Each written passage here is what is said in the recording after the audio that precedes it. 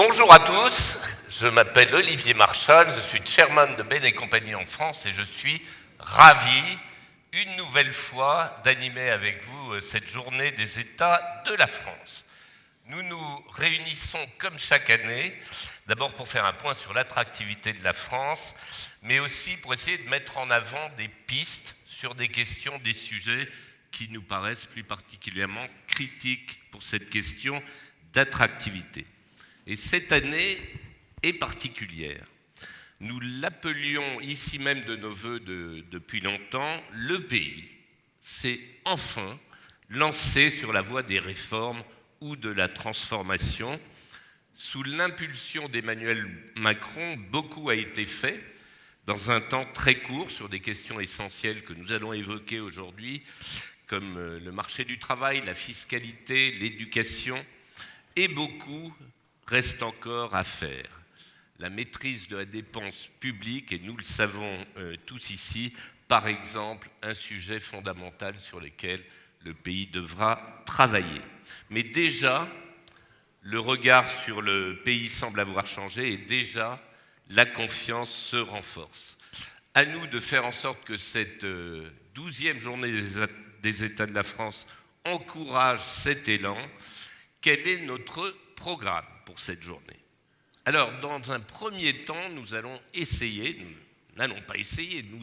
dresser un diagnostic factuel de l'état de l'attractivité. L'attractivité est-elle vraiment en marche? Les premières réformes engagées changent-elles la donne? Quelles sont les attentes des groupes internationaux ici présents concernant la France? Ce sera le premier temps de cette matinée.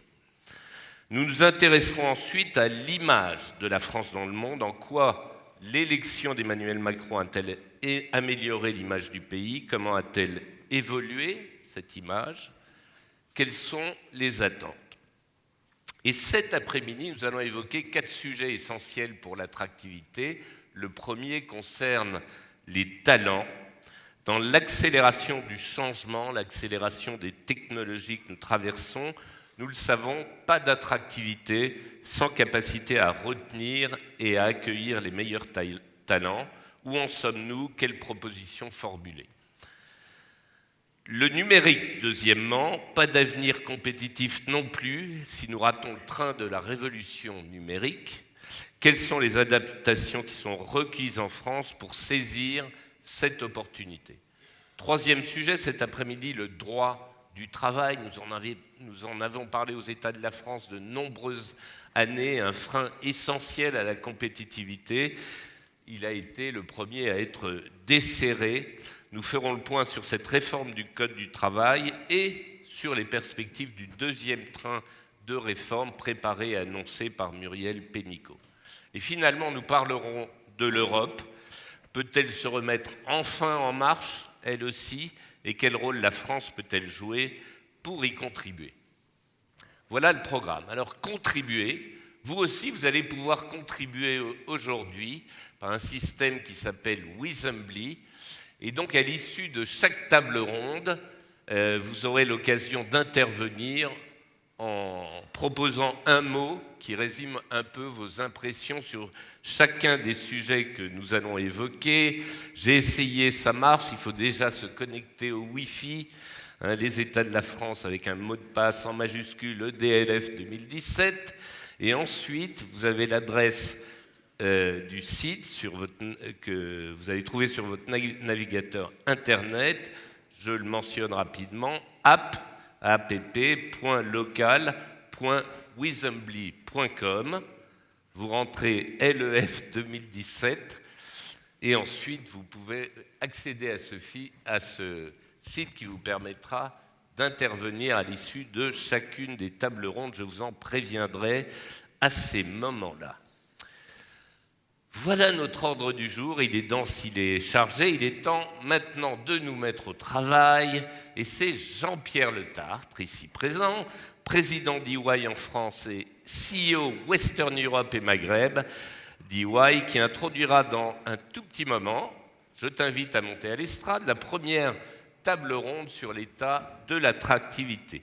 Vont participer à ce débat, et je les invite également à monter à l'estrade, Rachid Izar, le président d'AstraZeneca en France, Sean Gallagher, le grand Sean Gallagher, président de Xerox en France, Robert Leblanc, président d'Aon en France, Karine Van Gennip, CEO d'ING Bank France, ainsi, et alors là il faut qu'on me le confirme, qu'Étienne Grenelle, qui devait animer ce débat, du point, s'il n'est pas présent, ce sera Jean-Pierre Letarte qui assurera cette fonction. Pascal Cany, ici présent, président du conseil d'administration de Business France et ambassadeur délégué aux investissements internationaux, nous fera alors part de ses réactions. Mais avant que Jean-Pierre, tu n'ouvres le débat, je vais demander à Brice Teinturier, directeur général délégué d'Ipsos France, de monter à la tribune. Bonjour Brice, pour nous présenter les résultats du sondage Ipsos qui a été, vous le savez, réalisé spécifiquement pour ces États de la France. Brice, merci de votre fidélité aux États de la France. Je vous laisse la parole. Merci tout d'abord à vous de votre fidélité, et puis permettez-moi de vous dire aussi que les résultats que je vais partager avec vous sont des résultats tout à fait inédits. J'ai commenté pendant une vingtaine d'années la défiance des Français, le pessimisme, des résultats extraordinairement inquiets et inquiétants, et je ne me prive pas du plaisir de vous présenter, vous allez le voir ici, des résultats que je n'ai jamais vus depuis que j'exerce ce métier, notamment en termes d'évolution. Les évolutions que nous mesurons dans cette vague sur la perception d'attractivité de la France sont absolument extraordinaires. Alors, je ne sais pas si on peut projeter, si.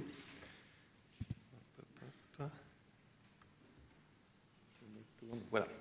Donc vous avez ici la note technique qui indique à nouveau que cette enquête a été réalisée auprès d'un échantillon de 200 responsables d'entreprises, de groupes mondiaux qui sont implantés en France. Donc vous, pour une grande partie, avec un échantillon évidemment représentatif. Et ces entreprises ont un effectif en France au moins de 250 salariés, l'enquête ayant été réalisée très récemment. Alors, premier élément sur l'attractivité de la France. Très bien. Voilà. Merci. Et un premier indicateur surtout qui est extrêmement important, qui fait partie des indicateurs centraux. Est-ce qu'on pourrait avoir le retour ici? Ça serait formidable. Qui concerne l'attractivité perçue donc du pays. Et vous voyez que 60% des personnes interrogées considèrent aujourd'hui que la France est un pays attractif, donc une majorité très nette, mais surtout une évolution de 24 points par rapport à l'an dernier. On avait eu une montée en puissance lente depuis 2014 et depuis le tournant, on va dire, de la politique économique du gouvernement qui avait été mise en place. Pardon, voilà, maintenant vous avez les slides, c'est plus facile. On avait eu une évolution donc continue et plutôt positive, mais vous voyez l'accélération que nous avons aujourd'hui avec ce niveau extrêmement élevé. Du coup, 60% de ces responsables de groupes mondiaux implantés en France qui considèrent que notre pays est attractif, plus 24%. Quand je vous dis que ce sont des évolutions tout à fait inédites, encore une fois, depuis 30 ans que je fais ce métier, je n'ai jamais vu des mouvements aussi rapides et aussi profonds. Alors pour ceux qui, malgré tout, les 40% qui considèrent que notre pays n'est pas encore attractif, on leur pose traditionnellement aussi la question, mais est-ce que vous pensez que la France pourra redevenir attractive?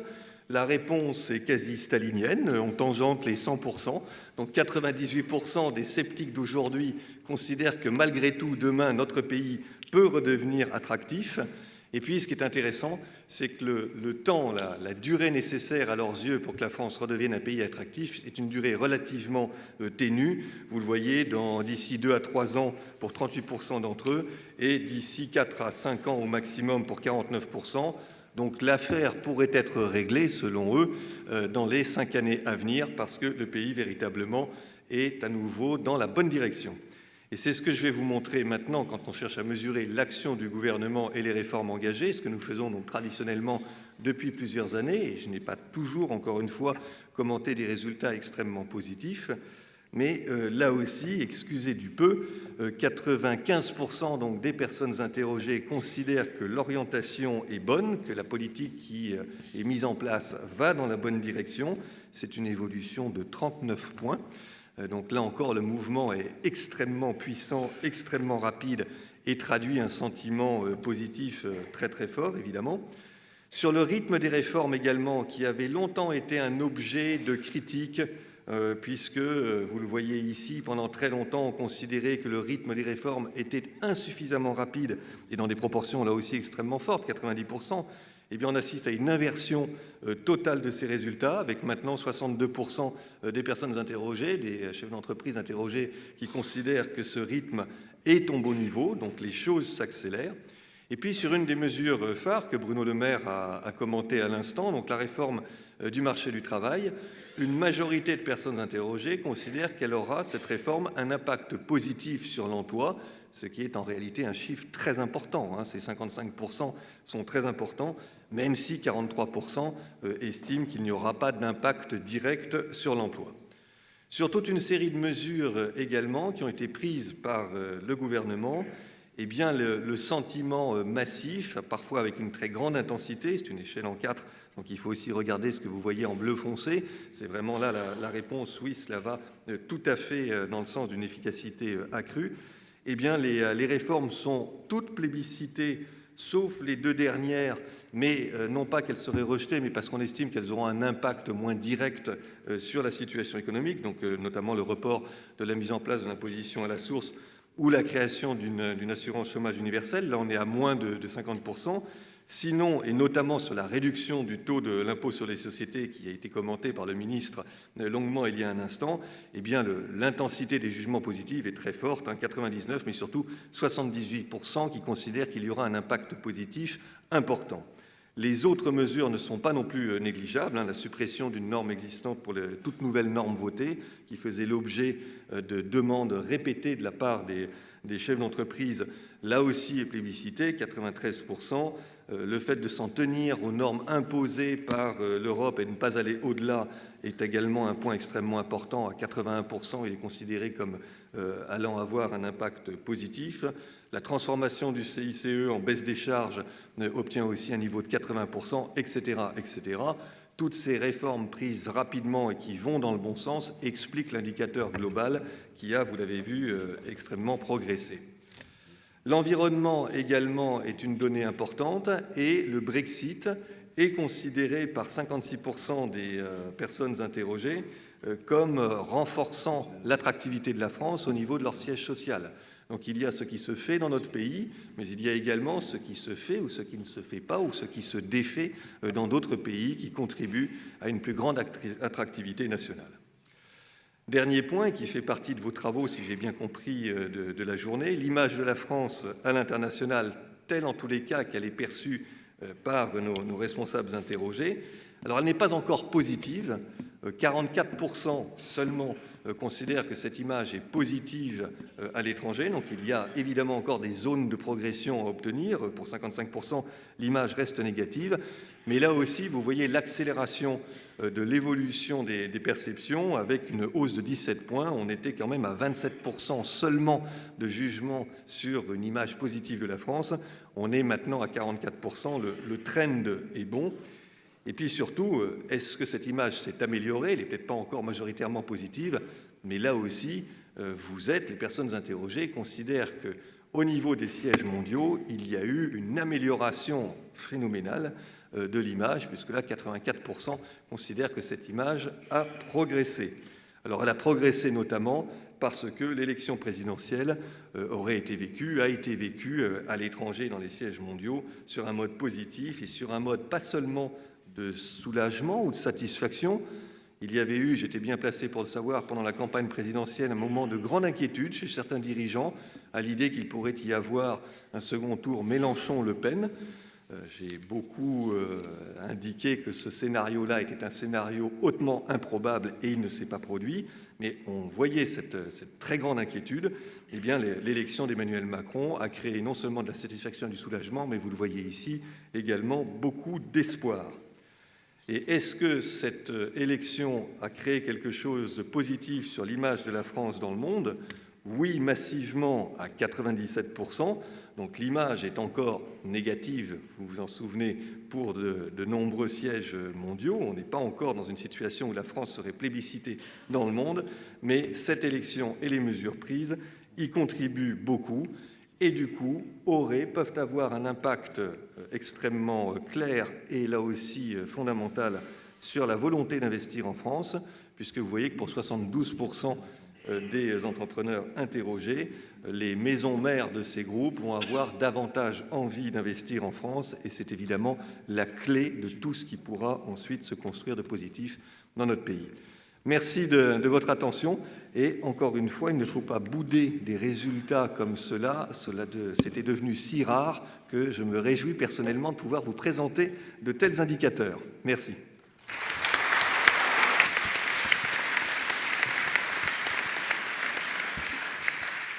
Bien, merci beaucoup Brice. Nous allons démarrer notre première table ronde. Donc effectivement, on voit bien qu'on a un changement majeur. Ces résultats sont tout à fait exceptionnels et je dirais sont assez en ligne quand on cherche à les comprendre, à faire le lien avec les études que chez EY nous faisons depuis 15 ans sur l'attractivité du pays, qui montrent bien que malgré des résultats décevants et qui se sont détériorés ces dernières années, sauf l'année dernière, on a toujours constaté au cours de ces 15 dernières années l'envie de France.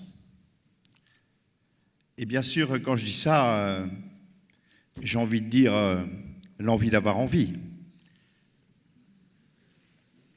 Je ne pouvais pas manquer de faire le lien entre le décès du grand homme qui tétanise la France et l'envie d'avoir envie de France.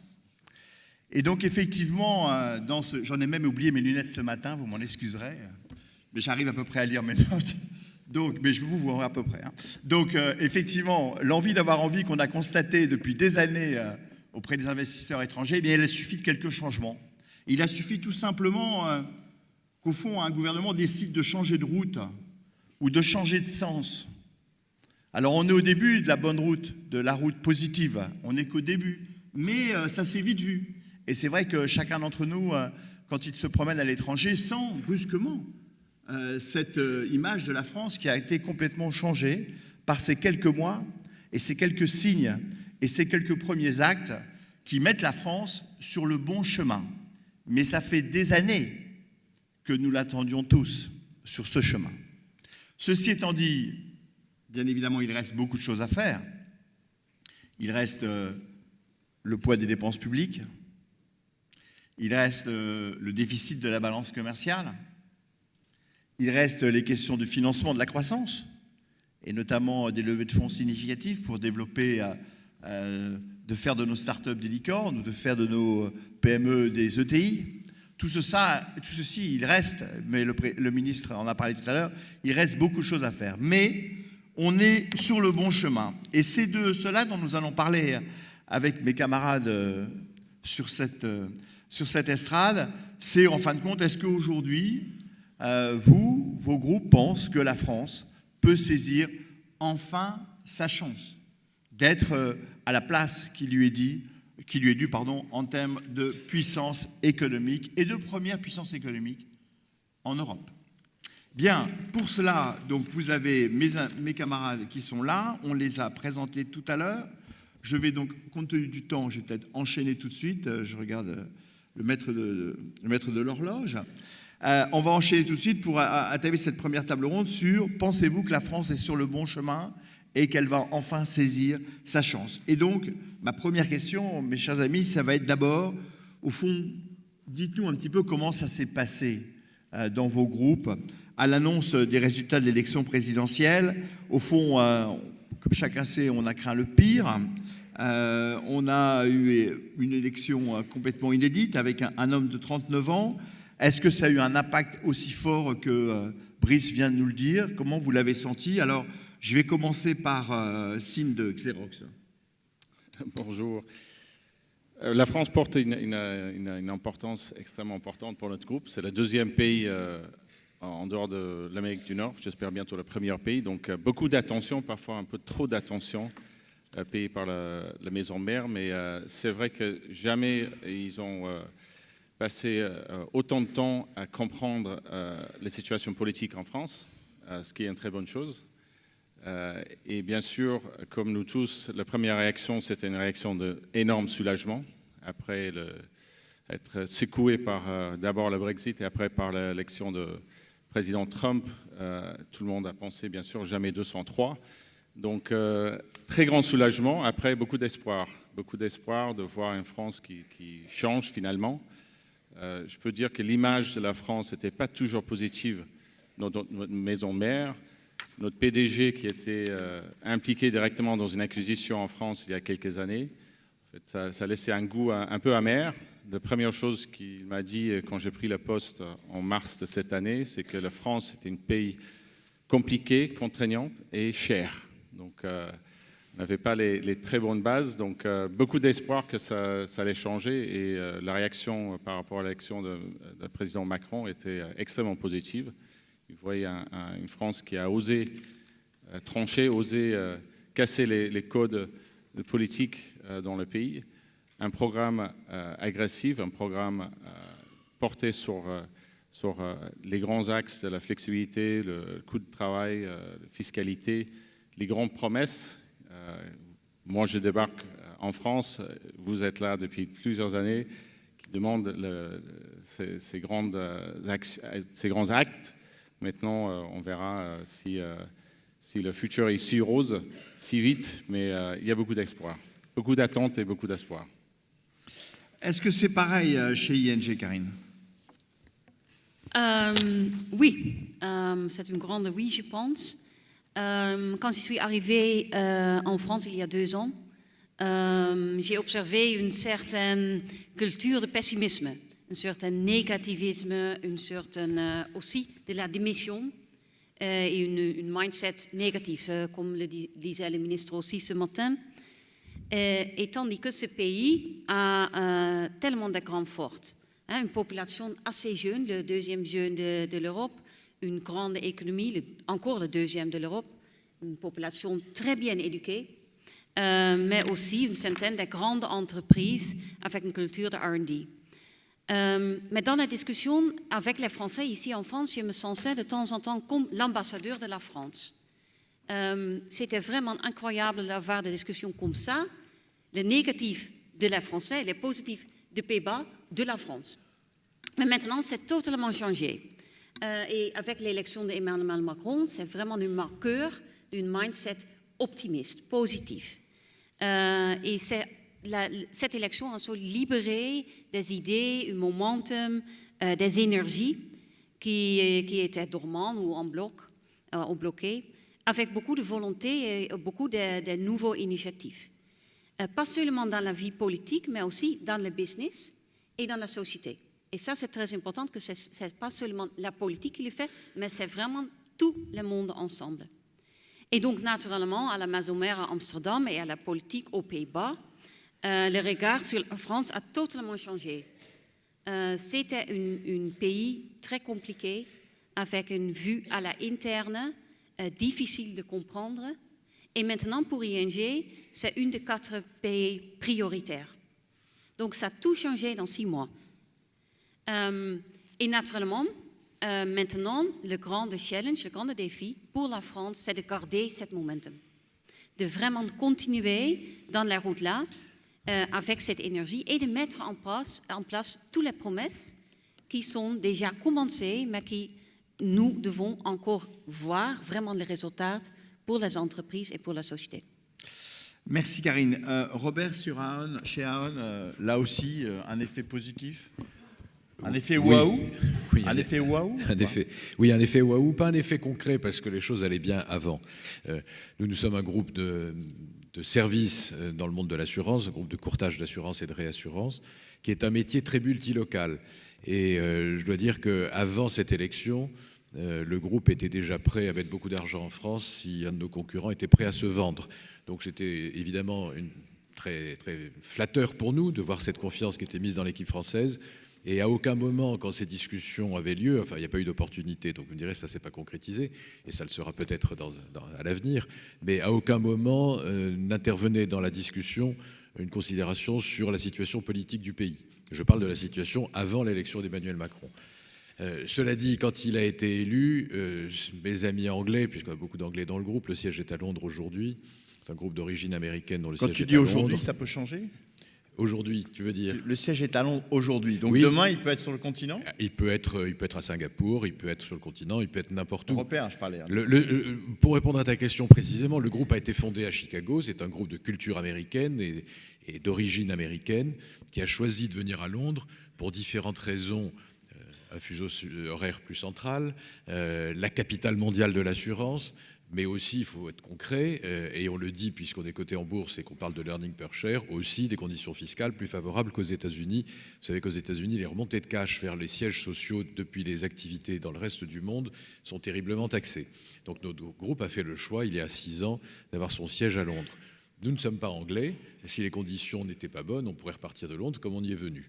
On ne le fera pas sur un coup de tête parce que c'est quand même une opération très lourde, très compliquée, et il faut de bonnes raisons pour le faire, et je ne crois pas qu'il y en ait aujourd'hui, mais il peut y en avoir demain. Donc, juste pour revenir sur le changement en France, encore une fois, nous n'attendions pas ce changement pour que la filiale française soit bien dans le groupe. Mais clairement, nos amis anglais sont très jaloux aujourd'hui, sont très frustrés de vivre le Brexit, comme tous les acteurs de la City. Aucun d'entre eux ne souhaitait le Brexit et aucun d'entre eux ne se réjouit de ce qui se passe en ce moment. Et ils sont très jaloux. C'est pas un sentiment qui doit compter dans nos relations, mais voilà, dans les relations traditionnelles qu'on aime bien avoir dans les conversations entre Français et Anglais, c'est comme une inversion des choses qui nous flatte un peu, puisque jusqu'à présent, ils nous regardaient avec beaucoup de condescendance. Ouais. Je précise une dernière chose sur la vision qu'on peut avoir de la France. Je voudrais souligner que la vision que les groupes anglo-saxons, en tout cas celui que je connais bien, peuvent avoir de la France, sont les mêmes que ce qu'ils ont vis-à-vis de l'Allemagne. C'est-à-dire qu'en France, on prend souvent l'Allemagne comme le modèle vers lequel on devrait tendre. Vu des anglo-saxons, certainement pas. Les deux pays compliqués pour les anglo-saxons, c'est la France et l'Allemagne, avec des partenaires sociaux beaucoup plus encombrants que dans les autres pays du monde, et des mécanismes qu'on ne comprend pas quand on est anglo-saxon. Voilà, je vais souligner ce point-là. On n'est pas singulier et on est peut-être mieux placé que d'autres. Rachid, un petit mot sur AstraZeneca, sur la perception de l'élection de M. Macron. Oui, merci. Alors, il faut dire qu'on a toujours en fait cru au génie de la France. Donc, parle bien dans le micro. Ça, c'est historique, ça a toujours été là. Ça explique pourquoi notre présence en France depuis 30 ans. Dans la filiale aussi, la filiale française est la première filiale européenne en fait. Alors maintenant, évidemment, avec les données qu'on vient de voir dans le cadre de l'enquête d'Ipsos, c'est magnifique. Je pense qu'on s'en réjouit tous. Ça donne de l'espoir, effectivement, ça donne de la confiance. Mais la confiance reste un moyen et c'est pas une fin en soi. Ça, c'est important quand vous posez la question comment nos groupes, ou notre groupe en tout cas, réagit aujourd'hui. C'est très simple. On est dans une phase d'optimisme. Maintenant, ils attendent de voir des actes, notamment, en tout cas, ce qui concerne notre secteur. Ils veulent voir comment le marché local se développe, parce que la France, ce n'est pas le Luxembourg, ce n'est pas l'Irlande. La France a des atouts propres à son marché local. Donc, à moins qu'on fasse quelque chose aussi pour développer l'innovation, pour avoir un plan sectoriel. Donc en fait, cet élan d'optimisme que nous vivons aujourd'hui, ma crainte, c'est de le voir s'estomper avec le temps. Bien, alors justement, passons aux réformes et aux actions de ces premiers mois. Alors, j'aimerais faire un tour de table sur les réformes qui ont été engagées, comment vous les avez perçues, est-ce qu'elles sont suffisantes, est-ce qu'elles vont dans le bon sens. Je pense qu'il serait intéressant aussi, si vous avez un exemple concret à nous dire, en fin de compte, suite à ces réformes, on a pris une décision, ou on est en train d'étudier une décision qui pourrait être favorable à l'économie française. Et puis, on parlera aussi de ce qu'il faut faire et de ce qui reste à faire.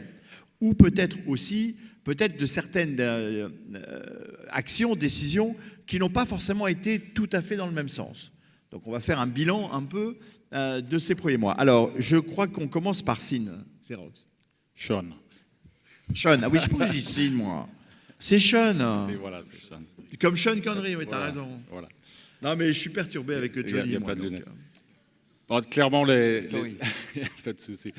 Clairement, les actions vont dans le bon sens. Comme j'ai dit, j'ai pris le poste en mars et donc je me rends compte pour la première fois les difficultés que nous avons en France, le retard que nous avons à rattraper.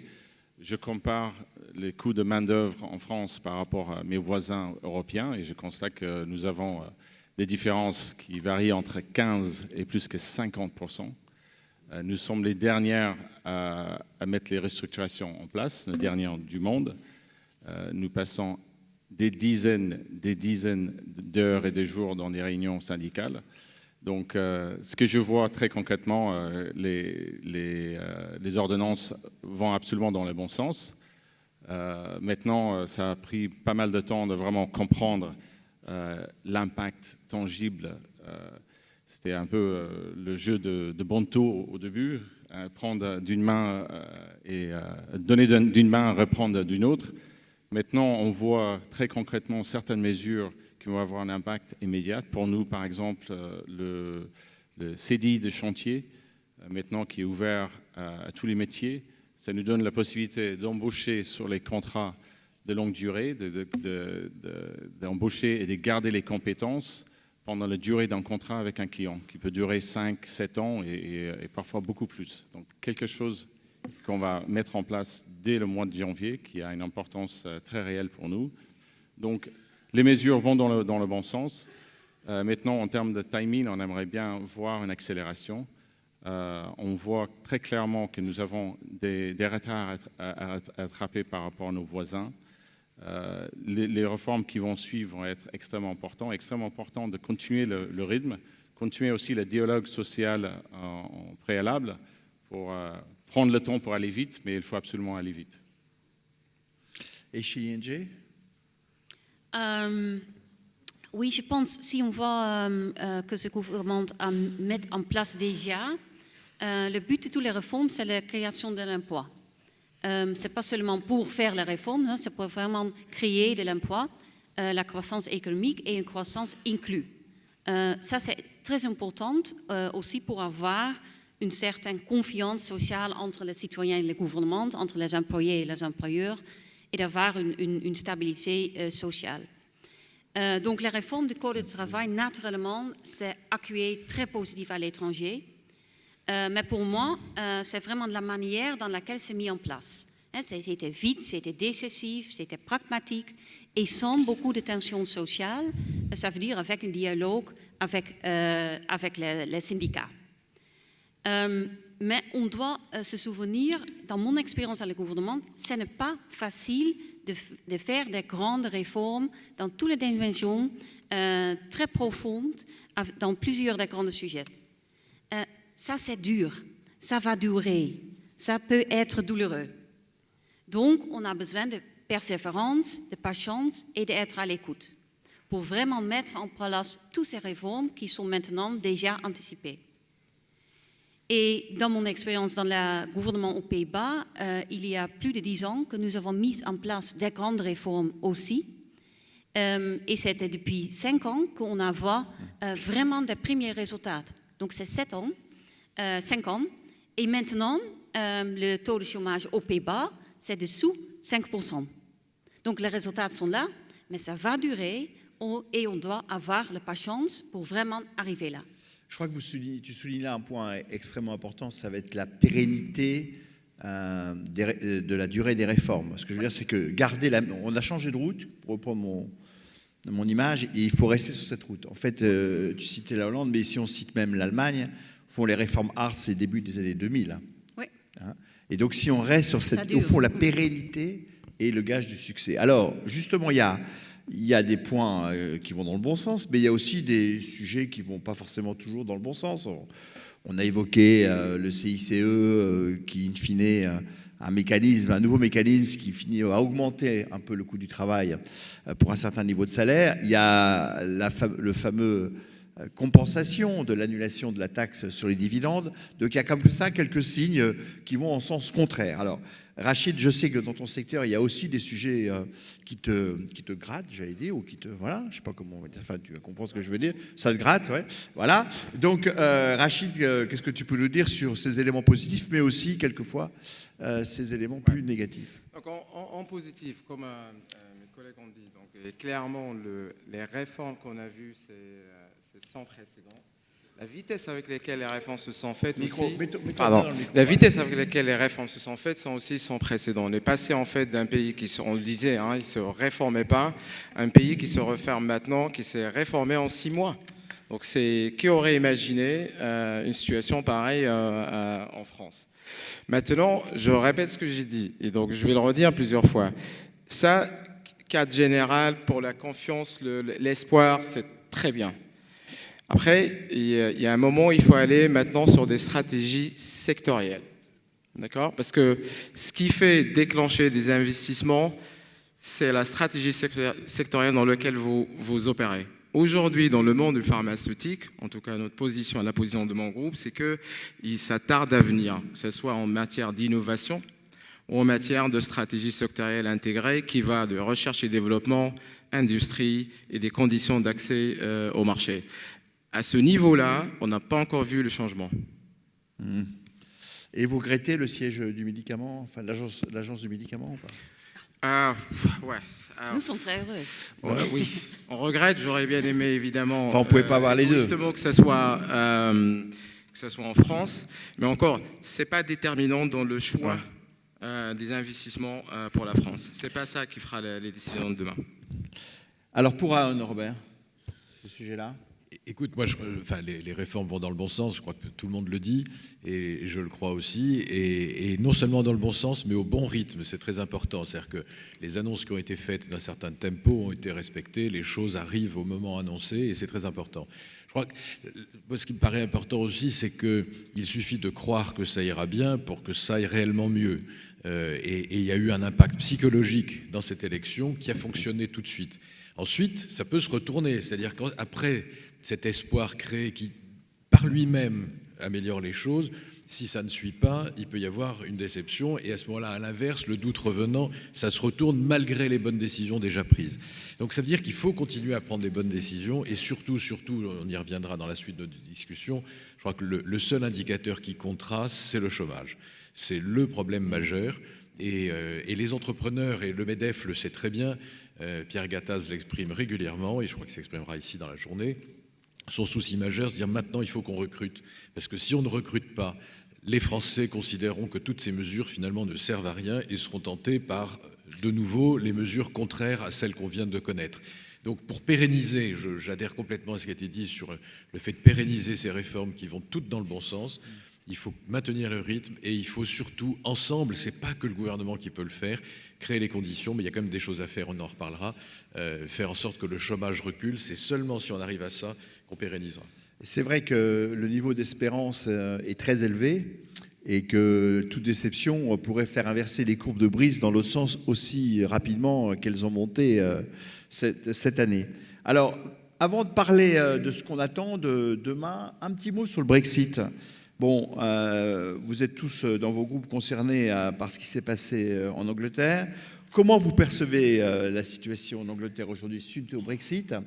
Les études, nous, qu'on peut faire, c'est qu'il y a effectivement de plus en plus un ralentissement de l'économie aujourd'hui, que c'est vrai qu'en termes d'emploi, c'est relativement limité le nombre d'emplois qui sont passés à ce jour, qui sont passés du Royaume-Uni de l'Angleterre au continent européen.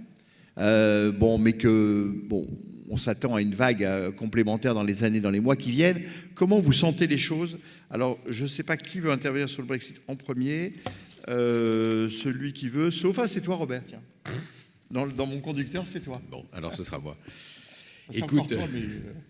moi je pense que c'est quelque chose de catastrophique, le Brexit, et nos amis anglais, encore une fois, ceux qui travaillent à la City en sont les premiers convaincus. Je pense que les entreprises anglaises, enfin les dirigeants anglais sont suffisamment pragmatiques pour assez vite prendre les décisions qui leur incombent chacun à leur niveau pour faire face à une situation qu'ils n'ont pas choisie et qui s'impose à eux. Donc je pense qu'il ne faut pas enterrer l'économie anglaise parce que les ressorts dans le privé sont là, Mais la situation créée par cette décision publique est absolument catastrophique. Les ravages ont déjà commencé, vont se poursuivre. Voilà tout ce qu'on peut en dire. Alors moi j'ai encore un peu l'espoir que le Brexit n'ait pas lieu, non pas qu'on revienne sur l'activation de l'article 50, je pense que c'est fait et personne ne reviendra en arrière formellement, je n'y crois pas, mais je crois qu'on peut encore espérer, surtout pour nos amis anglais, mais pour nous tous aussi, que dans les faits, tout sera fait pour que tout se passe comme s'il n'y avait pas eu de Brexit. Je pense que c'est le seul chemin raisonnable. Tu soutiens la position du soft Brexit. Mais parce que le hard est impossible à mettre en œuvre. C'est-à-dire qu'il faut voir les milliers d'accords qui existent de toutes parts, publics et privés, qui sont à réécrire dans un temps extrêmement court. Je pense qu'en mettant tous les avocats du Royaume-Uni et tous les avocats du continent, personne n'arrivera à finaliser. Donc, faute de finaliser, je pense qu'il y a un moment où il y aura des chemins, des raccourcis qui sont « on fait comme si ça n'avait pas lieu ». Je ne suis pas juriste, je ne sais pas comment ça s'écrit en droit « on fait comme si ça n'avait pas lieu », mais je pense que c'est quand même ce à quoi on arrivera. C'est la même position chez Xerox, Charles ? C'est la même position. Je voudrais dire juste un mot avant. En tant qu'Irlandais, le Brexit a une importance énorme. Bien sûr. Et donc, c'est un défi énorme pour nous. C'est un défi énorme pour l'accord de paix en Irlande, un accord de paix qui existe depuis une vingtaine d'années. Et le Brexit représente un risque énorme pour nous. Nous refusons d'accepter une frontière dure. Donc, c'est un des éléments clés dans l'accord avec l'Union européenne. Nous sommes ravis du soutien de la France et de nos voisins dans l'Union européenne et nous ne lâcherons pas. Et ça risque d'être un deal breaker. On espère que ça va être un deal breaker parce qu'on continue d'espérer que le Brexit ne va pas se faire. Mais c'est quelque chose d'une importance extrême pour nous. Et voilà, donc on espère qu'il n'y aura pas d'accord et qu'on ne verra pas une frontière dure entre l'Irlande du Nord et l'Irlande du Sud. Après, pour Xerox, ce n'est pas une importance énorme. Nous avons notre siège international aussi à Londres. Le premier impact que nous voyons, c'est la capacité d'attirer des talents. C'est extrêmement important dans une siège internationale d'avoir des talents qui viennent de partout. Et on voit depuis un an la difficulté d'attirer des talents à Londres. Après, on verra la suite une fois que les règles sont claires. Est-ce que ça va continuer ou pas? Karine? Oui, le Brexit, c'est naturellement une chose que je encore regrette infiniment. Et je pense avec un impact long terme encore sous-estimé. Mais c'est fait. Donc maintenant, il faut gérer le divorce aussi bien que possible. On doit construire une relation de voisins. Et naturellement, le Brexit, on peut le faire une opportunité. Comme l'arrivée de l'Agence bancaire européenne ici à Paris, c'est de bonnes nouvelles pour la France. Pour ING, c'est un peu différent parce que nous sommes une banque européenne déjà. Nous sommes présents dans toute l'Europe. Nous avons déjà une licence bancaire européenne. Donc pour nous, c'est un peu différent. Mais notre présence en Angleterre, on continuera naturellement. Rachid, commentaire pour AstraZeneca sur le Brexit, si c'est une conséquence pour ton groupe? Alors évidemment, c'est une décision qui est triste pour le groupe, surtout pour un groupe qui a des attaches britanniques, donc AstraZeneca, on a des attaches historiques avec l'Angleterre. Maintenant, quand on regarde les deux événements de ces 18 derniers mois, à savoir le Brexit et puis l'élection de Macron, ce qui fait concrètement, en quoi ça change dans le groupe? Donc, à chaque fois qu'il y a un projet d'investissement dans le groupe, en général, il y a une short list, il y a une liste de pays potentiels à considérer. Ce qui se passe avec, encore une fois, l'arrivée du président, avec le Brexit, c'est que la France, à un moment donné, était sortie de cette liste, en tout cas dans le cadre du groupe. La France revient maintenant à cette liste, parmi d'autres pays. Alors maintenant, il faut que la France gagne. Mais la France revient dans la shortlist. Bien, on va faire attaquer la dernière partie de cette table ronde par la dernière question, qui est plutôt maintenant, qu'attendez-vous? Bon, on a eu la réforme du travail, une réforme fiscale. Il y a des réformes en cours sur la formation, on en a parlé. Pour vous, quels sont les sujets les plus importants sur lesquels le gouvernement doit travailler pour continuer à avancer sur le bon chemin et pour accélérer des décisions qui pourraient être favorables pour la France. Alors, qui veut commencer sur cette 4e question? Robert, c'est toi qui es le premier. Oui, Robert, vas-y, Robert, c'est bien. Alors, tu sais pas, tu commences par moi. Oui, voilà. Qu'est-ce qu'il faut attendre? Je l'ai dit, le sujet majeur, c'est le chômage. Pourquoi il y a autant de chômage? Je ne vais pas le résumer en quelques mots, mais il me semble qu'il y a 2 sujets prioritaires, c'est avoir envie de travailler et être capable de travailler. Le sujet, il va être de ce côté-là. Les entreprises aujourd'hui sont prêtes à recruter, beaucoup, à la fois parce qu'il y a des besoins concrets et parce qu'il y a cette compréhension des chefs d'entreprise qu'il faut jouer le jeu, faute de quoi ça ne durera pas, cette embellie. Mais les 2 difficultés sont là. Être capable de travailler, ça veut dire qu'il y a un enjeu de formation majeur. On sait que le gouvernement actuel a lancé le chantier de revoir la formation professionnelle. C'est une gabegie monumentale, ça coûte un fric fou aux entreprises et les résultats ne sont pas là aujourd'hui. Donc la réforme est absolument nécessaire et on manque de qualifications dans beaucoup de domaines. Beaucoup d'entreprises peuvent témoigner tous les jours aujourd'hui en France qu'elles ne trouvent pas les compétences dont elles ont besoin. Le deuxième sujet, c'est l'envie de travailler, peut-être pour des niveaux de qualification différents. C'est que, je vais être très brutal et pas très social en disant ça, mais je crois qu'il y a un niveau d'aide dans le pays qui dissuade de travailler. Il faut de la solidarité, ça fait partie de la cohésion nationale. Il en faut quand tous les mécanismes positifs ne fonctionnent plus, il faut des mécanismes de solidarité. Et quand la solidarité est à un niveau tel qu'on a plutôt intérêt à faire quelques boulots au noir et toucher toutes les indemnités plutôt que vraiment travailler, ça ne peut pas marcher. Et je pense qu'on est scotché dans un système de ce genre et qu'il faudra beaucoup de courage politique pour en sortir. Voilà, sur ce qui me paraît vraiment prioritaire aujourd'hui dans le pays, c'est cette réforme du marché du travail. Karine? Oui, merci. Naturellement, la continuation de toutes les réformes, c'est très important, mais je pense qu'il y a 3 pensées pour partager. Le premier, c'est it's jobs, jobs, jobs. Focus sur la création de l'emploi. Pour le court terme, pour les jeunes, plus de 20% de chômage pour les jeunes, c'est quelque chose qu'on doit adresser maintenant, très urgent.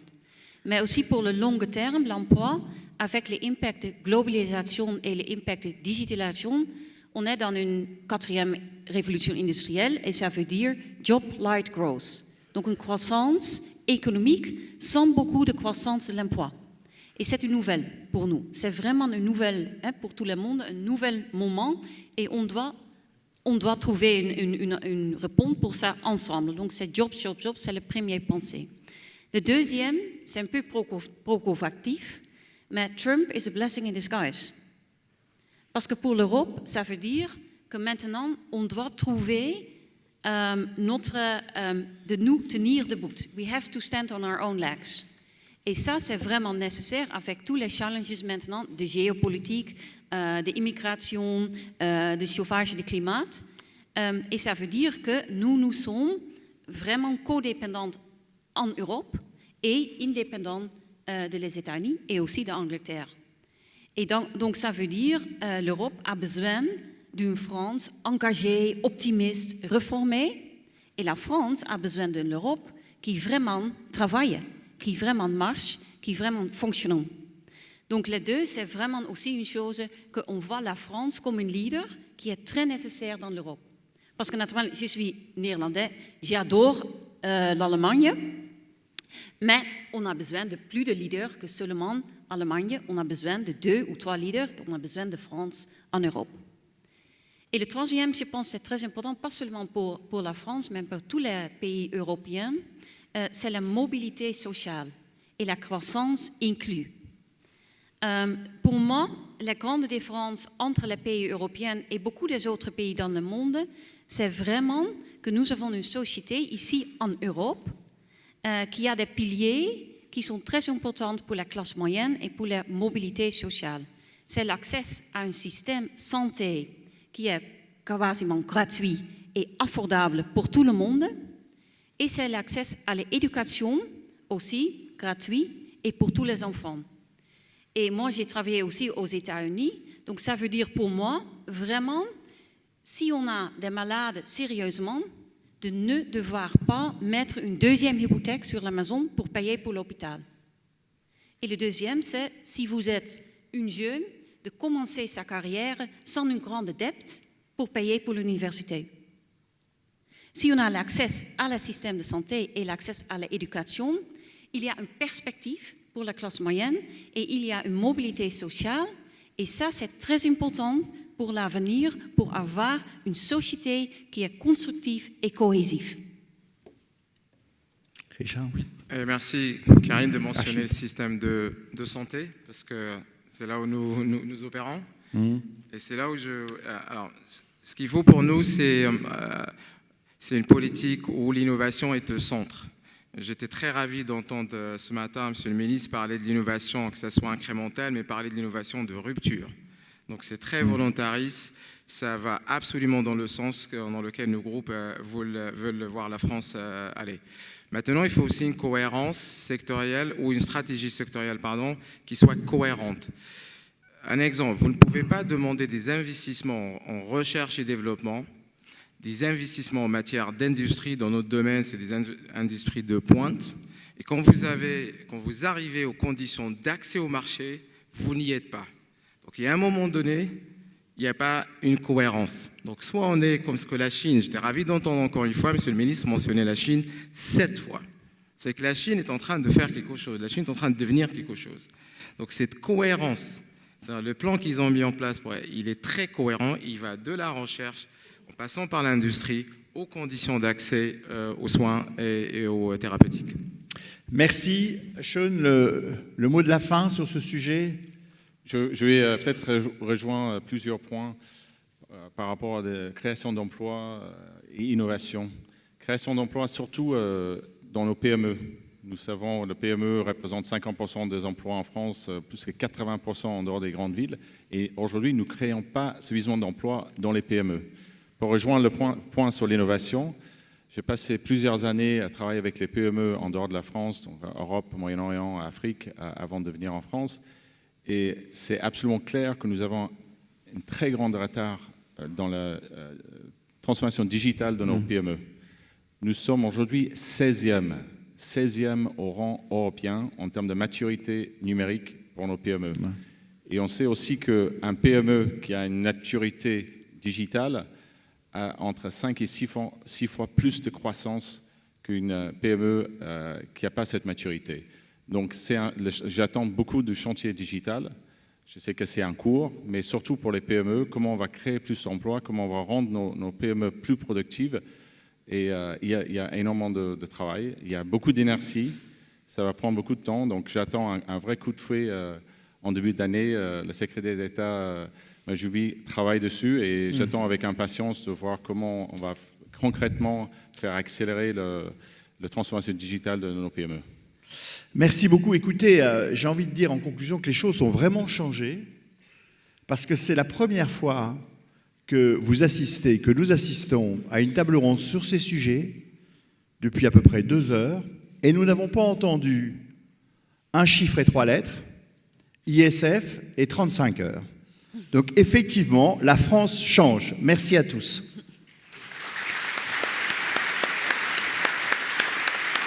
J'ai quelque chose de très important à faire, de très émouvant aussi, en fait, d'une certaine façon. C'est vraiment une journée pleine d'émotions. Effectivement, puisque, cher Pascal, c'est moi qui dois te présenter et t'accueillir dans ta maison, dans ta famille. Puisque, Pascal, tu étais membre de notre communauté, tu as été dirigeant au cours d'une carrière spectaculaire chez Compaq, chez Packard Bell et chez Apple, où tu t'occupais de l'Europe, du Moyen-Orient et de l'Afrique. Tu connais parfaitement nos préoccupations, tu connais parfaitement les atouts et les difficultés de ce pays. Tu as beaucoup contribué avec nous à mettre la France sur le bon chemin, et tellement que le président de la République a eu la très riche idée de te nommer président de Business France, et donc l'organisation en charge de vendre ce pays. Et il a fait de toi un ambassadeur, ce qui nous réjouit et nous émeut, en fin de compte, de te recevoir aujourd'hui dans ce nouveau rôle. Tu as fait un parcours exceptionnel et on espère que tu pourras faire pareil pour la France, puisque, d'après mes chiffres, sur Packard Bell, quand tu t'en occupais, le chiffre d'affaires a été multiplié par 12 et pour Apple par 30. Donc voilà les objectifs que je suis sûr le président de la République t'a assignés pour notre pays. Bien, donc merci d'être là et je te cède maintenant la parole.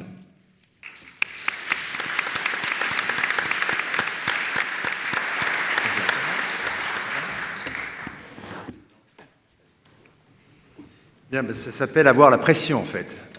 Alors, écoutez, plutôt que commencer par un speech, je vais tout de suite vous montrer en fait une petite vidéo qui vise à une seule chose, à défier les idées reçues, ce qui est une idée quand même pour quelqu'un qui a été sur le Think Different pendant de longues années, un petit peu, sinon révolutionnaire, un petit peu unique. Donc, si on veut bien, songez à passer à la prochaine slide. Je serais heureux de vous montrer cette petite vidéo. So what if we take 2 minutes to tackle a few little misconceptions? France, a small country on the old continent. Not really. It's the world's 6th largest economy, part of the wider 500 million consumer-strong European single market, with more than 60 million tech-savvy people. Shall we go on? Forget about the cliches. France is one of the easiest countries in which to found a business. Setting up a company here only requires 3.5 days compared with 4.5 in the UK and 10.5 in Germany. Yep, we like it fast and furious. More than 554,000 companies were founded in France in 2016.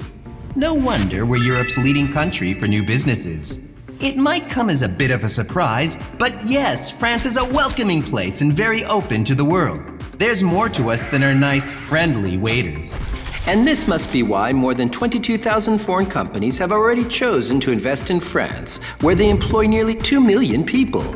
Not to mention the 45% of shares held by foreign investors in France's 40 largest listed companies. Welcome to France, where every week, 21 foreign companies decide to make investments. And they don't just come to hire French people who spend their time on holidays drinking cocktails. French employees work longer hours than their German counterparts. Strange, but true. Managers work 43.9 hours a week on average, compared with 42.5 in Germany, while employees work for 36.3 hours versus 35.1 in Germany. It's true. The French don't work, they rock. France boasts the 7th highest productivity in the world, just ahead of Germany, and streets ahead of the UK in 17th. So yes, we have La Baguette, Le Camembert, and Le Number 5.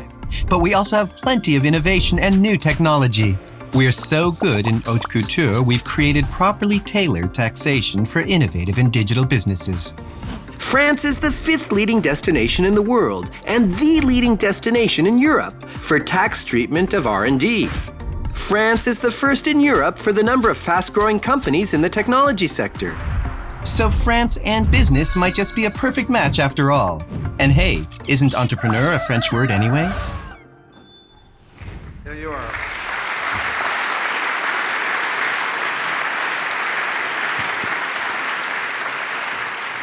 Donc, c'est avec un plaisir très particulier que je suis ici, après que Jean-Pierre et Denis m'aient accueilli. Vous savez que j'ai vendu des très beaux produits et en fait, je pense qu'aujourd'hui, vous l'avez compris ce matin, je ne sais pas si c'est un produit, c'est en fait une merveilleuse histoire qu'il nous s'agit de raconter. Brice nous l'a montré. Et ce que je vais essayer modestement, c'est d'abord vous parler de l'Agence nationale pour l'internationalisation de l'économie, qui est Business France, et vous redire, si vous ne le savez pas, mais je suis certain que vous êtes déjà un petit peu au courant, ce qu'on fait. En fait, avec mon compère Christophe Lecourtier, qui est le directeur général de l'agence, on a 3 métiers. C'est d'abord le métier de l'export, où on supporte plus de 10 000 PME qui aident en fait à favoriser l'export. L'export, vous savez, c'est une balance déficit commercial de près de 60 milliards. C'est aussi simplement 120 000 sociétés comparées aux 220 000 italiennes, 400 000 allemandes. Donc on a un peu de travail. Et je ne pense pas qu'il faille parler, Jean-Pierre, de X30 ou X15 si on faisait simplement 5, 10, 15% de mieux. C'est ce à quoi la réforme portée par Christophe va nous amener. On soit très heureux. C'est aussi un programme que vous devez connaître et que je vous invite, vous, même patron français d'entreprises étrangères, à utiliser parce qu'on a mis un quota pour les entreprises étrangères, Karen, chez ING, c'est le programme VIE. VIE, c'est en fait le Erasmus de l'entreprise. C'est 10 000 gamins de 26 à 28 ans qui vraiment découvrent l'international. Et je crois, en ayant vécu à l'étranger, que pouvoir l'offrir aussi dans vos entreprises, c'est un privilège. Et les ramener au headquarter de vos différents groupes, ce serait un privilège rare et unique. Et enfin, c'est aussi le support de plus de 150 shows, puisque au moins sur cet export, ça a encore un rôle extrêmement important. C'est la raison pour laquelle je suis ici, c'est un deuxième métier, c'est le métier d'Invest. Et là, on gère en fait, avec Caroline Boucher qui est présente aujourd'hui, près de 1200, 1300, 1400 dossiers qui, d'une façon ou d'une autre, contribuent à maintenir près de 17 000 ou 18 000 emplois. Donc c'est lourd, c'est important, et c'est le concept du one-stopping solution, en fait, où vous avez tout pour pouvoir répondre à vos attentes. Et puis, troisième idée, je crois que c'est une idée nouvelle, forte, qui correspond bien au moment de l'histoire où nous sommes, c'est celui de l'image. L'image où on a une France qui est aujourd'hui à redorer son blason, mais on doit faire, en bon homme d'affaires que nous sommes, une façon de monétiser cette image. Donc voilà ce qu'est cette belle agence avec une implantation globale. C'est la diplomatie économique voulue par notre cher monsieur Fabius. C'est aussi une présence dans 65 pays et un reach sur plus de 120 pays. Et puis c'est des résultats très concrets, des visites concrètement que vos patrons mondiaux peuvent faire chez nous, avec des visites VIP. Ce sont aussi la possibilité d'avoir un savoir-faire unique sur parler des choses qui ne fâchent pas mais qui nous intéressent et comment on vous aide à vous accueillir dans les territoires avec un accès direct aux nouvelles 13 régions de France. Donc voilà pour Business France. Donc la seule idée ici que j'aimerais rapidement partager avec vous, c'est que c'est une solution complète et que nous sommes avec une équipe de gens talentueux et surtout extrêmement dédiés, prêts à recevoir vos bonnes idées pour créer de l'emploi. Une fois que je vous ai dit ça, je vais essayer de prendre un petit peu de hauteur. C'est difficile dans ce beau lieu, mais j'ai quand même vécu une expérience unique tant chez Packard Bell en créant 3000 emplois en Anjou, ensuite chez Apple.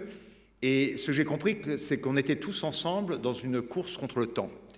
Cette course contre le temps, elle a en fait 2-3 grandes challenges. Ça vous paraît être un lieu commun, mais je voulais le rappeler. C'est d'abord cette bataille contre le réchauffement climatique, qui va structurer notre vie et celle de nos enfants. C'est aussi le fait, et c'est une slide que j'avais extraite de la présentation de Al Gore en 2007, lorsqu'il venait présenter The Inconvenient Truth. Vous savez qu'Al Gore était au bord, et toujours au bord de Apple. C'était cette croissance exponentielle de la population qui fait que vous et moi, si nous y arrivons, à 2050, on sera plus de 9 milliards, voire 10 milliards de personnes. Et ça, c'est une implication très forte. Ça nous concerne en premier chef, puisqu'on sait à ce moment-là qu'on aura près de 66% de la population qui sera en milieu urbain, contre à peine 30% il y a encore 20 ou 30 ans. Donc c'est quelques challenges. Et sans vouloir faire du transhumanisme, j'ai quand même passé à ma sortie d'Apple un peu de temps à la Singularity University pour écouter ce que mes chers Yankees américains nous racontaient, et c'était passionnant. Et j'ai compris là qu'on avait aussi une forme de croissance exponentielle des inventions, de l'innovation. Et je crois que c'est ce qui nous va permettre d'adresser les challenges dont je viens de vous parler. Alors je viens de loin, mais je vais évidemment parler des GAFA, non pas pour parler de ce qu'il est temps qu'on fasse, c'est-à-dire de définir un cadre européen pour que les patrons de ces GAFA puissent travailler sur des règles claires, mais simplement vous dire et reconnaître qu'ils ont clairement gagné la première bataille. Des RIP, de Internet Value Creation, c'est le terme, puisqu'à tous les quatre, ils ont en gros aujourd'hui une capitalisation qui est près de 2000 milliards. Je ne crois pas me tromper en disant que c'est 20, 30, 40%, 20, 30% je crois, de la valorisation du CAC 40. Une fois qu'on a dit ça, l'opportunité c'est pour autant de penser que demain, les leaders ne vont pas être ceux qui ont été présents sur cette phase d'adoption, de déploiement de plateformes, mais c'est ceux qui vont en tirer parti. Et mon pragmatisme très anglo-saxon, très américain, appris au contact des meilleurs, me fait penser que peut-être nous, on devrait, plutôt que se lamenter de ces plateformes et d'avoir cette bataille de dire comment on va créer un Apple ou un Google européen, c'est-à-dire qu'est-ce qu'on va faire de cela. Et pour cela, il faut qu'on change. Et j'adore cette quote de Stephen Elop, qui était le CEO de Nokia, qui disait en gros, on n'a rien fait de faux, mais d'une façon ou une autre, on a perdu. Et donc, cette stratégie de changement, ce besoin de changement qui est vrai dans nos entreprises, et je le découvre là depuis 2-3 mois, tellement vrai dans l'administration et le mode de gouvernement de notre pays, est un no-brainer, c'est-à-dire qu'on n'a pas le choix. Et donc, j'aimerais introduire aujourd'hui un autre concept. Vous savez que je suis un petit peu marketeur aussi sur les bords, c'est les NATOs. Les NATOs, c'est quoi? C'est en gros Netflix, Airbnb, Tesla et Uber. Qu'est-ce qu'ils ont en commun, au-delà de l'acronyme NATO? En fait, ils n'ont pas inventé quoi que ce soit. Ils ont simplement tiré parti des plateformes mises à leur disposition par les GAFA et ils ont disrupté, révolutionné des bons vieux business existants. Qu'est-ce qu'ils ont fait Netflix? Ils vendaient des DVD au coin de la rue, en format hier physique, et ils ont aujourd'hui créé un monumental unicorns de plus de, je crois, en valorisation de plus de 80 milliards. Airbnb nous permet de réutiliser ce stock mal employé d'actifs que sont l'immobilier et de simplement le rendre un petit peu plus utilisable, utilisé, et éventuellement de offrir un complément de revenu. Tesla s'attaque à une industrie qui a plus d'1 siècle d'existence et nous montre, à la faveur de quelques breakthroughs technologiques, comment on peut révolutionner là et créer un nouveau réseau. Et Uber, évidemment, le fameux Uber, qui a fait des news chez nous comme dans d'autres pays européens. Uber rend simplement le service aux clients que vous et moi, vous êtes au sortir de ce forum, un peu plus aisé. Et je crois qu'on doit s'inspirer de cela et comprendre qu'on peut créer de la valeur en étant disruptif et en créant de l'innovation, mais on peut aussi simplement en reprenant l'existant et en tirant parti de cette technologie. Et ce que j'aimerais, c'est en fait expliquer qu'à côté des GAFA, imaginons les Natous de demain, parce que ceux-là, ils sont bien en Europe où on doit aller. Donc l'idée est simple, c'est celle que Gretzky et que Steve reprenaient toujours, c'est en gros patiner là où le palais va aller et non pas là où il est. Et je crois que si on fait cela ensemble en France et qu'on tire parti de cette idée très simple, c'est qu'on est en train de vivre un nouveau cycle. C'est cette data economy, l'économie de la data. Vous savez qu'on a parlé de l'économie de produits qui a fondé les 30 Glorieuses, l'économie du service, dont vous êtes tous des illustres exemples. Mais l'économie de la data, c'est celle qui va être fabriquée par l'Internet des objets.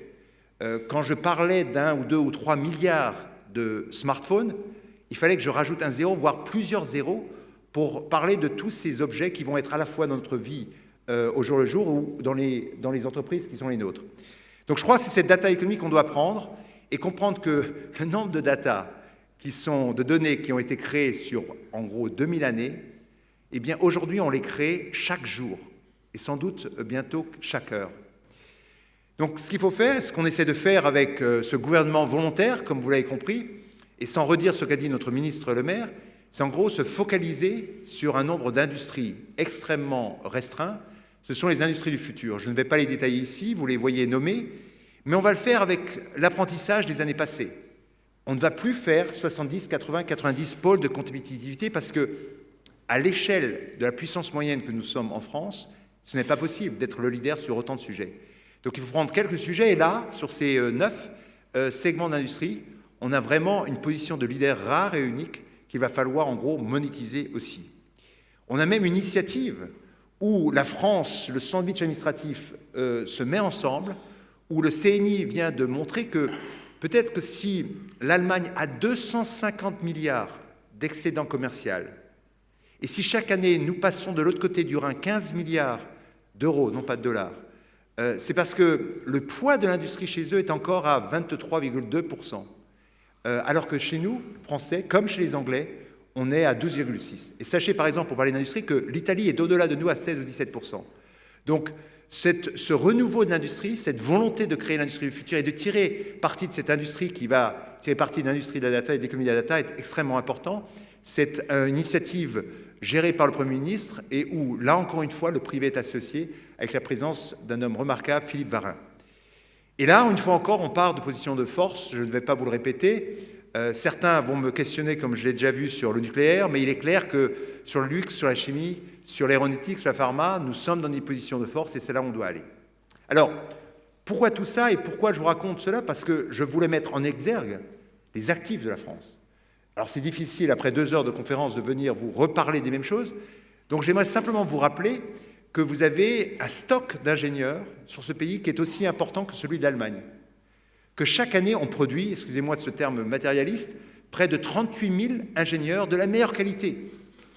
Le Faune a été créé là, en face, chez Apple, par Jean Méruleux et une équipe. Imaginez. Bertrand Serlet a été le leader de l'operating system. Et la Silicon Valley est pleine de talents français, d'ailleurs, on a hâte aujourd'hui de rentrer au pays. C'est aussi un pays qui produit 75 000 de doctorants, dont la moitié sont des gens qui viennent de l'étranger. On est très loin, rappelez-vous, de la circulaire Guéant. Et puis, je pourrais aussi vous faire ma propagande, puisque c'est ce dont il s'agit, en vous parlant des 25% de Medad Fields qui sont des Français. Mais on a clairement, et c'est reconnu aujourd'hui, c'est incontestable, Brice, il faudra l'intégrer dans notre étude de l'année prochaine, un talent, un pool de talent extrêmement fort. On a aussi, c'est moins su, un coût du chercheur qui est extrêmement compétitif. Et j'ai été une fois encore tellement heureux d'avoir notre ministre qui parle de la sanctuarisation du CIR. C'est sans doute une de ces rares et belles mesures fiscales qui, lorsqu'elle sera améliorée et fine-tunée, va nous permettre réellement de sanctuariser cela. C'est aussi un pays, et c'est aussi moins connu, où le coût horaire de votre personnel en manufacture, c'est-à-dire en industrie, est plus faible que l'Allemagne. Plus faible. J'ai checké, double-checké, triple-checké la conclusion. On annonce aujourd'hui avec Business France, dans un instant, le tableau de l'attractivité, qui est une sorte de benchmark, et c'est un fait. Donc je pense qu'il faut le savoir, comme il faut savoir qu'aujourd'hui, on crée plus de sociétés en France qu'en Allemagne depuis 2 ans, 2-3 ans, en matière de manufacturing. Donc on part de loin, 12 versus 23% du PIB sur l'industrie, mais ça se fait et cela avance. Et puis on a, vous l'aurez compris, un gouvernement extrêmement positif, le CIR, la French Tech. Vous vous rendez compte qu'aujourd'hui on dit à des jeunes qui veulent créer une société, on leur offre un passeport pour leur âme sœur pour avoir un permis de travail de 4 années. On a aussi le French Talent. Bref, on a un armada de solutions qui fait qu'il est difficile de ne pas vouloir tirer parti de la station F, des 430 écoles qui enseignent l'anglais en anglais, ou des incubateurs et accélérateurs qu'on a. Et on a aussi les investissements d'avenir dont a parlé le ministre.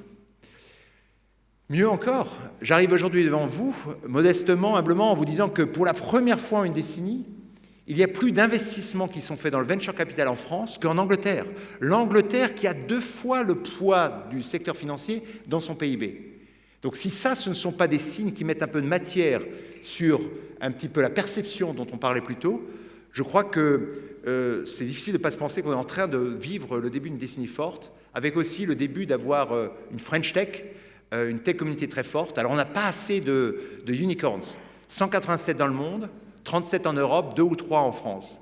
C'est là où on arrive à avoir plus de financement et à créer ces rôles modèles pour le futur.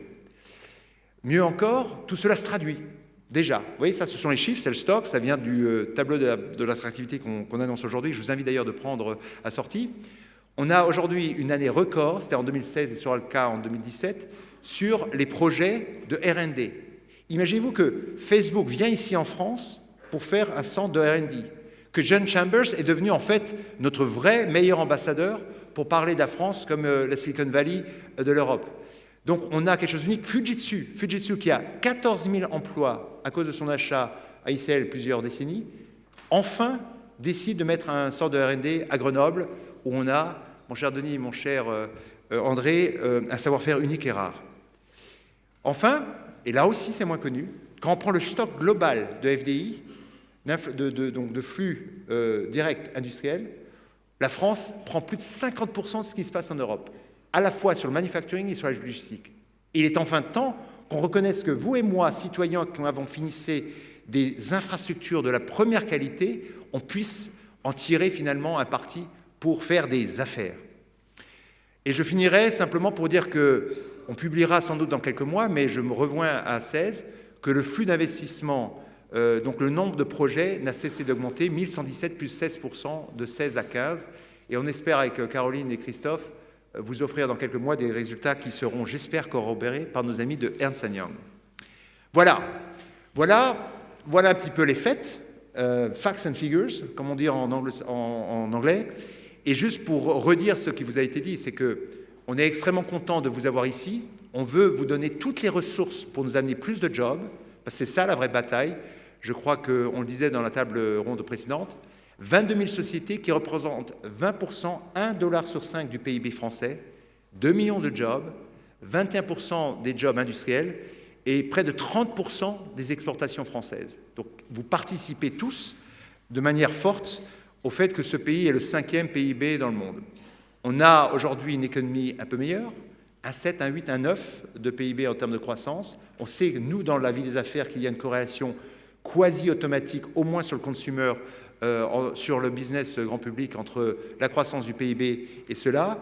Et on sait aussi que tout ça n'est rien si on ne travaille pas sur l'image. There is no truth, there is only perception. S'il n'y a pas de vérité, il n'y a que de la perception. Et c'était notre cher Gustave Flaubert qui nous disait ça. Donc j'aimerais conclure ce bref entretien en vous disant que oui, finalement, moi qui viens de passer 12-13 ans en Angleterre, la roue est en train de tourner. Alors je ne vous parle pas de Trump, mais j'ai vu comment ce 23 juin 2016, en étant choqué le matin où je me suis réveillé, alors qu'à minuit on pensait que c'était l'inverse, eh bien une décennie exceptionnelle chez la perfide Albion venait de se clore. C'était évidemment, pour l'anecdote, le jubilé de la reine, le mariage de Kate et de Prince Charles, les Jeux olympiques exceptionnels. Une croissance plus forte que partout. Ils ont survécu aussi à une crise forte. Faut vous rappeler quand même qu'on avait à Northern Rock des gens qui étaient dans la rue en 2008. Et puis, au contraire, chez nous, du bashing pendant plus d'une décennie. Vous vous rappelez en août, moi je me rappelle en arrivant à Cupertino en 2001-2002, on me reprochait d'avoir les avions américains qui ne passaient pas sur le territoire. J'étais vu comme le méchant Frenchies. C'était les fameuses French fries. Plus tard, on nous a parlé de notre protectionnisme économique. La bombe, the time bomb of the year to Europe. J'adore l'économiste parce qu'ils font des premières de couve exceptionnelles. Et là, tout change, 8 mai. Tout change quand Jobs revient chez Apple. Tout change quand on sort le iPod. Tout change quand on sort le iPhone. Donc, il est possible dans une histoire d'avoir ce petit clin d'œil. La France qui ose, reconnue ici sur le territoire, mais aussi à l'étranger, avec les mêmes couvertures de nouvelles économistes qui parlent du nouvel ordre européen et de la prochaine révolution française qui nous colle à la peau. Alors, je vais faire très rapidement, puisque vous l'avez compris. Moi, je dois déchiffrer beaucoup de chiffres et essayer de les rendre intelligibles. Donc aujourd'hui, ce qui se passe dans notre pays, c'est simple. C'est une scène en fait en 4 actes. Premier acte, la transformation politique, dont on n'a pas parlé ce matin. Et donc je suis heureux de vous le rappeler. 75% de l'Assemblée nationale a été totalement changée. Et vous, moi, les socioprofessionnels du privé, on est mieux représentés que jamais dans l'histoire de la République. 39% de femmes, enfin, elles ont voix au chapitre et elles prennent la tête des commissions. Donc une vraie révolution qui s'accompagne aussi d'une moralisation de la vie publique, il faut le dire dans vos headquarters, et aussi d'une loi de non-cumul, qui fait qu'aujourd'hui on n'a plus une sorte de carrière politique qui est possible. La réforme sociale, je ne vais pas m'appesantir puisqu'on l'a reconnue, elle a été commentée. La transformation économique et les taxes, mais ça, ce n'est pas simplement un effet d'annonce, ça se fait à la minute où je vous parle et vite, en moins de 150 jours ouvrés.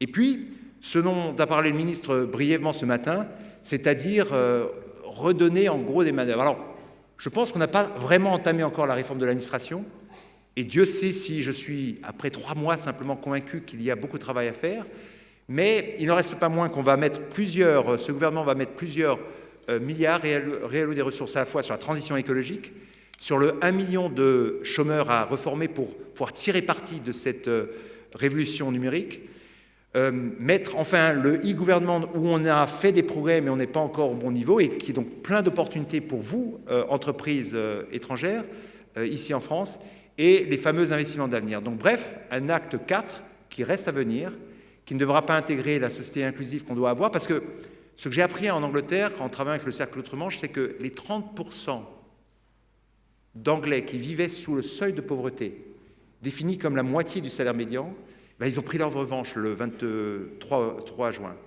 Il y a une corrélation parfaite entre où se localisait ce tiers de la population anglaise et le vote du Brexit. Et c'est comme ça que les 4-5 mois ont vendu. Et donc nous, on doit apprendre de cela et on doit être fiers de cette société inclusive qui fait à plein d'égards la France au global. Alors je vais vite aller sur cela parce que c'est les slides que Brice vous a montés, mais effectivement on est tous optimistes aujourd'hui. Et j'aimerais simplement vous dire que pour vous permettre de tirer parti de ce nouvel ordre quelque part, Business France va amener sa petite pierre avec un site et une plateforme d'attractivité où vous pourrez tirer parti de toutes ces datas incontestables et qui sera mis en ligne au mois de juin. Et puis je vous rappelle aussi qu'ici avec Caroline et toute l'équipe de Business France, on a en gros des gens extrêmement compétents, prêts à vous aider, qui font une mission de service public et on sera heureux de vous voir. Alors je ne saurais finir sans vous parler du futur, en espérant qu'il soit, pas en espérant, en étant certain qu'il sera plus brillant.